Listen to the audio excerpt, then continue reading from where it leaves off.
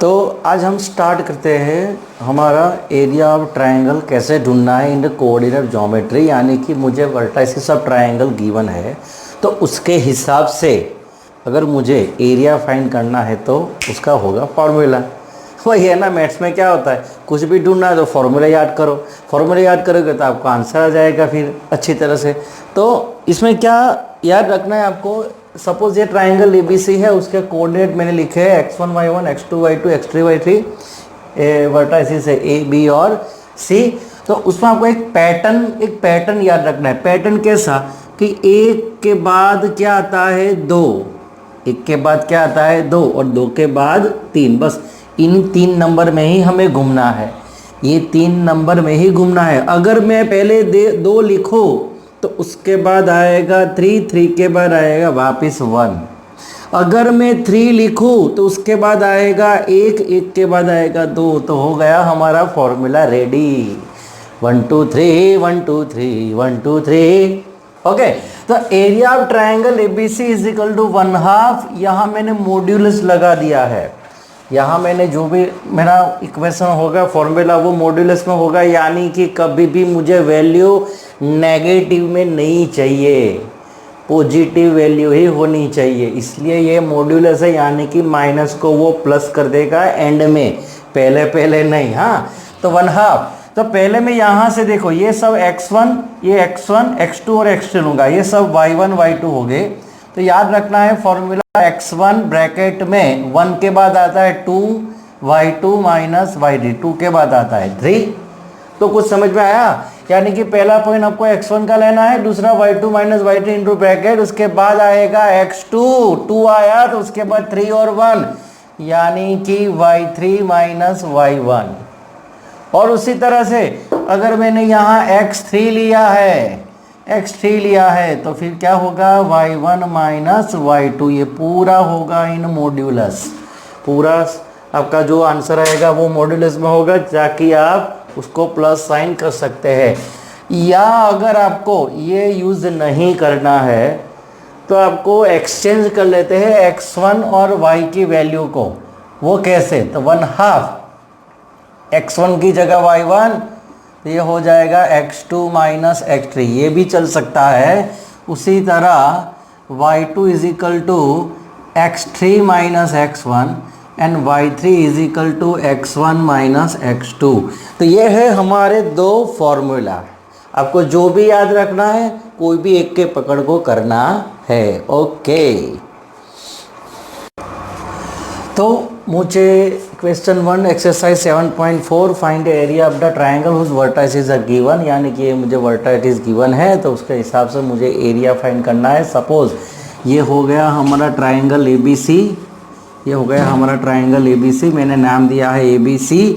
अब ABC आप कोई भी ले सकते हो, इसको ये बनाओ, इसको ये बनाओ, या इसको, आपको जो मर्जी लगे उसको आप वर्टाइसिस ये ले सकते हो।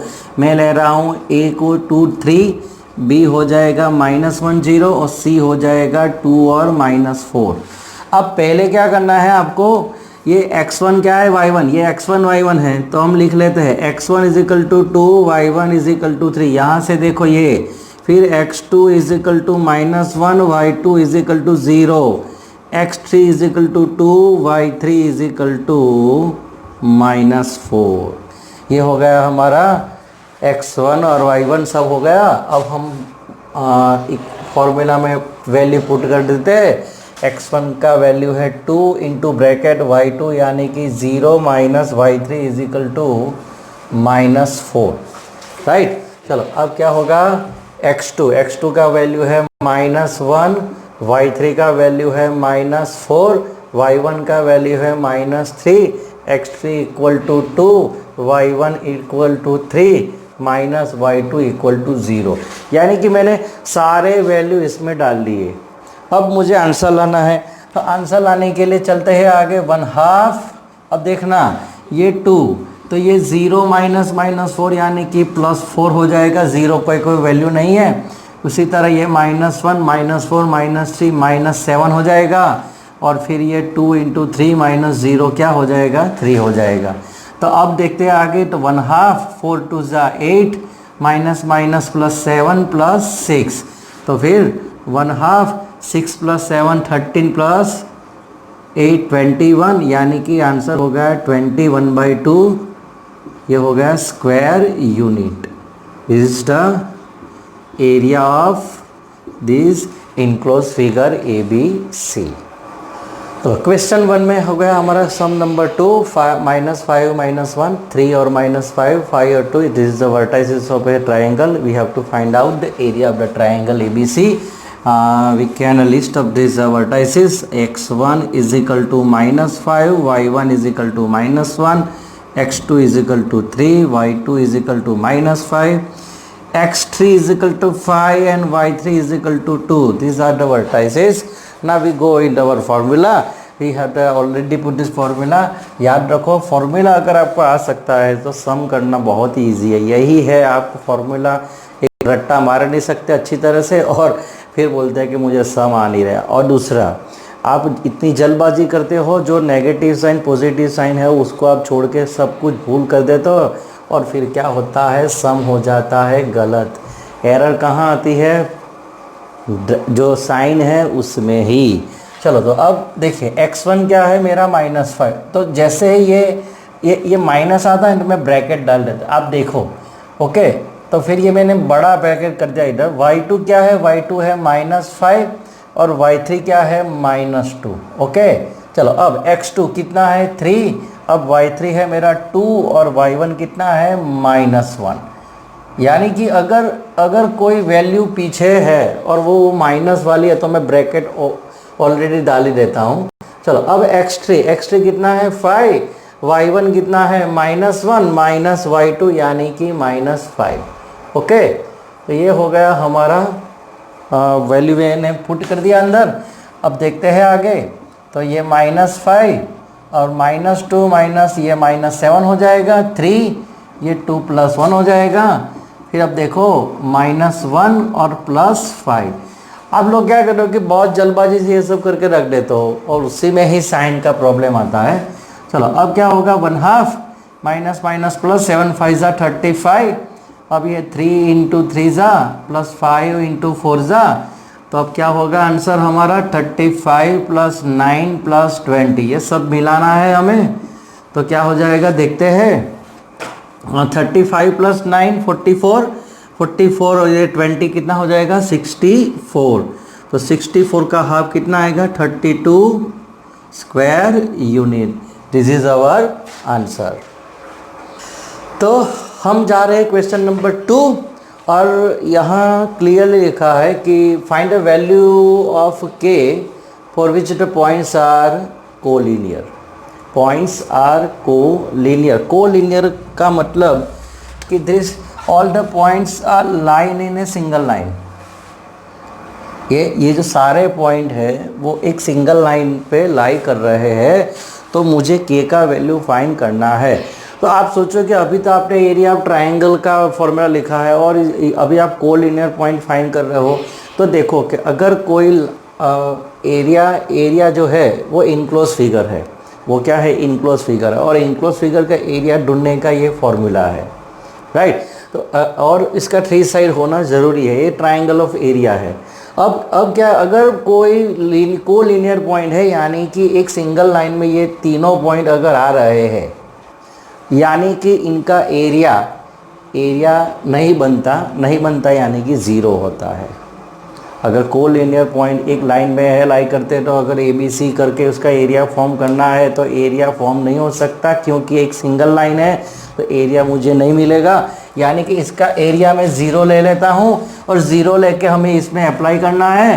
तो अगर मेरा पॉइंट अगर ये A है तो x1 = 7, y1 = -2, x2 = 5, y2 = 1, x3 = 3, y3 = k, and also area of triangle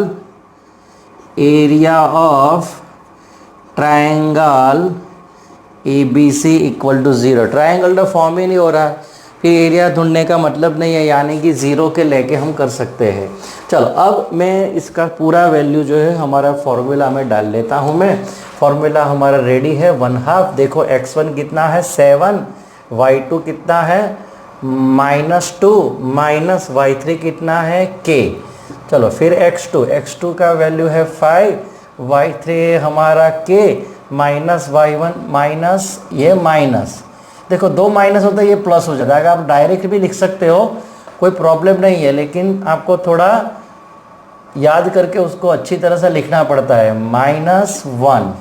okay चलो, तो ये हो गया हमारा पूरा वैल्यू डाल दिया। और अब यहाँ बहुत ही इंपॉर्टेंट थिंग क्या है कि ये ज़ीरो लेना है, ये ज़ीरो, वो ज़ीरो लेके करना है।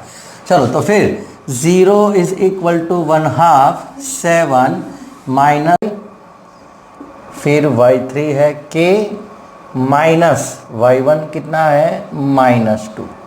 चलो फिर x3 का वैल्यू है 3, y1 का वैल्यू है -2 माइनस y2 का वैल्यू है 1। तो अब क्या होगा, हम कैलकुलेट आगे करते हैं। 0 इज इक्वल टू 1/2, ये हो गया 7 minus 7k plus 5k plus 2, यानी कि ये मैंने साइन अभी चेंज किया है, मल्टीप्लाई नहीं किया है, 3 माइनस 3।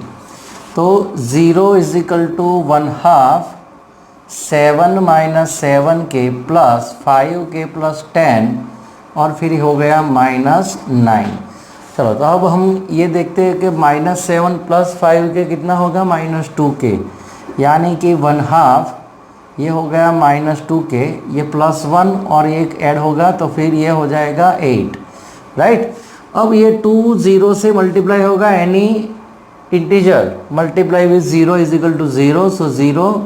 अब बचा मेरे पास -2k प्लस 8। चलो अब -2k प्लस 8 इक्वल टू 0 है, यानी कि 2k -2k is equal to -8, 2k is equal to 8, so k is equal to 4। ये है हमारा आंसर। अब okay, question number 4, find the area of the quadrilateral whose vertices are taken in order. यानी कि अब मुझे क्वाड्रिलेटर गिवन है, तो हमें पहले क्वाड्रिलेटर ड्रॉ कर लेते हैं। क्वाड्रिलेटर को कोई टाइप नहीं है, यानी कि आप कैसा भी क्वाड्रिलेटर ड्रॉ करो अच्छा है। मैंने नाम दे दिया है A, B, C और D। Vertices are in order, so -4 -2 -3 -5, C का वैल्यू है 3 -2 और D का वैल्यू मैंने लिया है 2 3। तो अब आप सोचोगे कि इसका एरिया कैसे ढूंढेंगे, तो आपने 9th स्टैंडर्ड में हेरोन तो पढ़ा ही होगा ना। तो हेरोन में आप कैसा करते थे कि डायगोनल से आप इसको दो ट्रायंगल में कन्वर्ट कर देते हैं। तो अगर मैं इसका एक डायगोनल ले लूँ, अगर ये डायगोनल में चूज़ कर लो, आप कोई भी ले सकते हो डायगोनल, AB AC और BD कोई भी। तो ये हो गया हमारा ट्रायंगल नंबर 1, ये हो गया हमारा ट्रायंगल नंबर 2। दोनों का एरिया मिला के हम क्वाड्रिलेटर का एरिया ढूंढ सकते हैं। बहुत ही इजी है ना, सिंपल हो गया ना, ट्रायंगल में कन्वर्ट कर दिया हमने। चलो अब अगर मैं ट्रायंगल ABC की बात करूँ, 4 ट्रायंगल ABC, तो x1 देखो ये मैंने x1 लिया है, तो -4 और y1 कितना होगा -2। चलो अब अगर ये x2 है तो -3, तो y2 है -5। चलो अगर ये x3 है तो 3 और y3 इज इक्वल टू -2। तो ये मेरा एक ट्रायंगल क्या हो गया। अगर मुझे वो ट्रायंगल के लिए लिखना है वो भी लिख सकता हूँ कि 4 ट्रायंगल ADC, x1 क्या लेंगे, x1 यही है हम ले सकते हैं, यानी कि -4 और y1 इक्वल टू -2।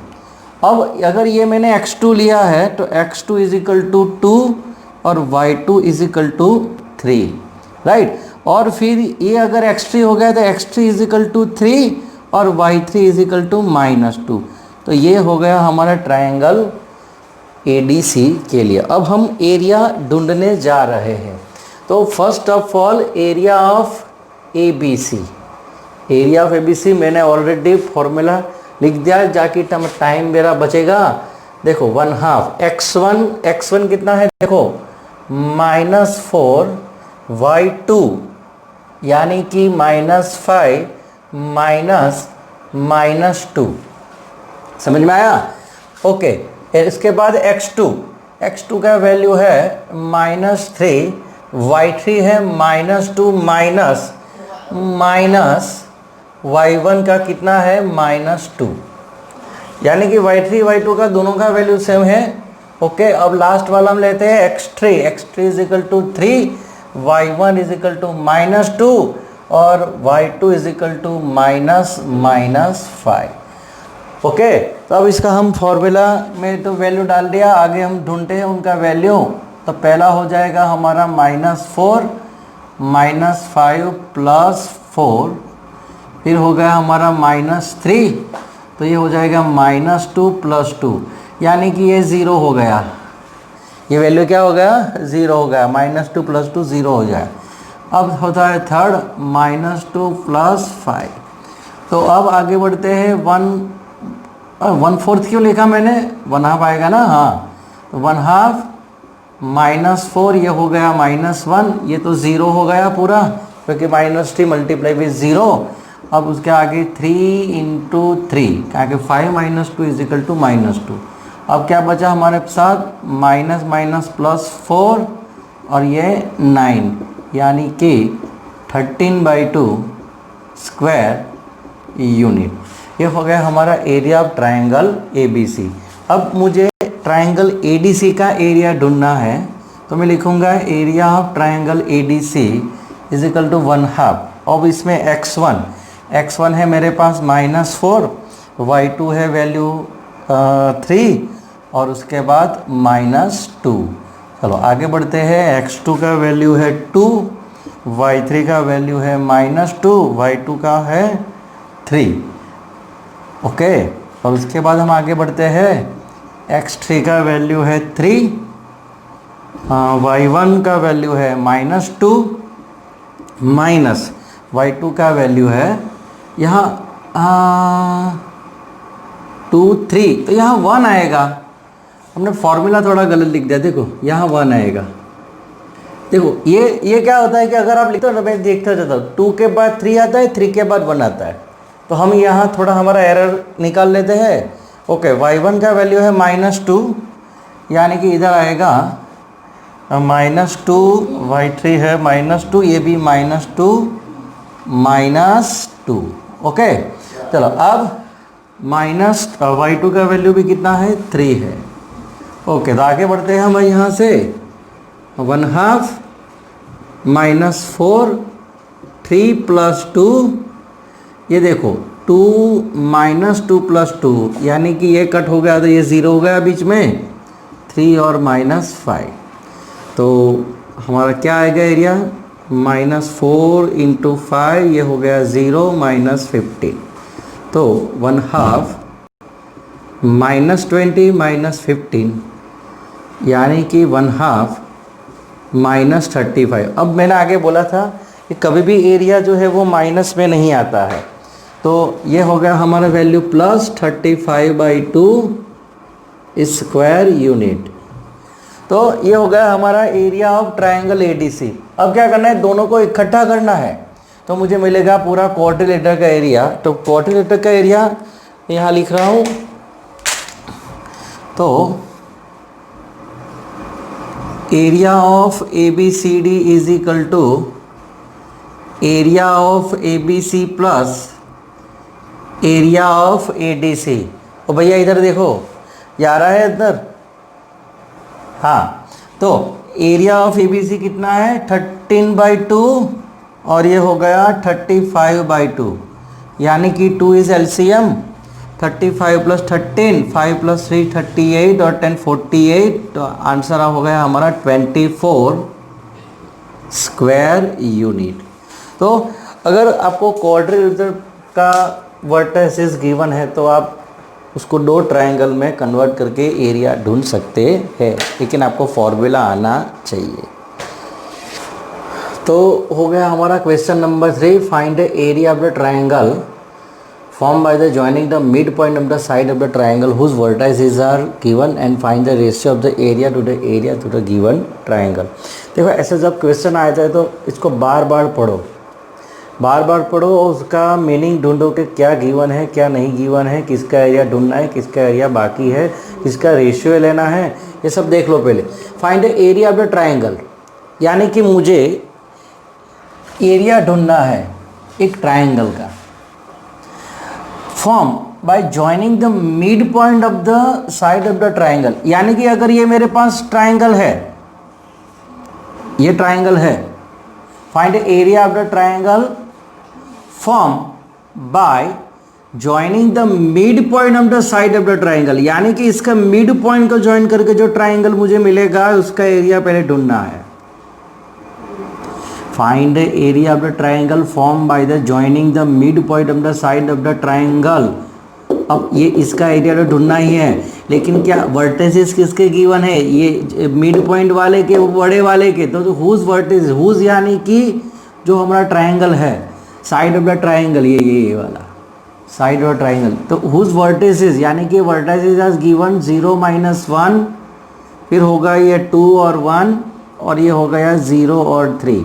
ओके, अब तो अगर मैं इसको नाम दे दूँ तो ये ए, ये बी और ये सी, इसका मिड पॉइंट अगर नाम दे दूँ तो पी, क्यू और आर, तो मुझे ये जो है पी क्यू आर का एरिया ढूंढना है, इसका भी एरिया ढूंढना है, क्योंकि दोनों का मुझे रेशियो लेना है।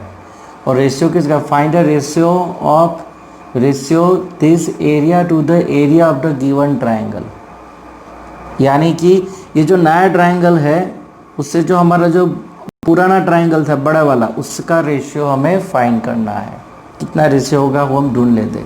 तो एक तो मुझे ये एरिया इसका मिल जाएगा, पहले इसका एरिया तो मिल जाएगा ना, तो और अगर उसका मिड पॉइंट थियरी यूज़ करके मैं इसका भी वर्टाइसेस ढूंढ लूँ तो फिर उसका भी एरिया मुझे मिल जाएगा।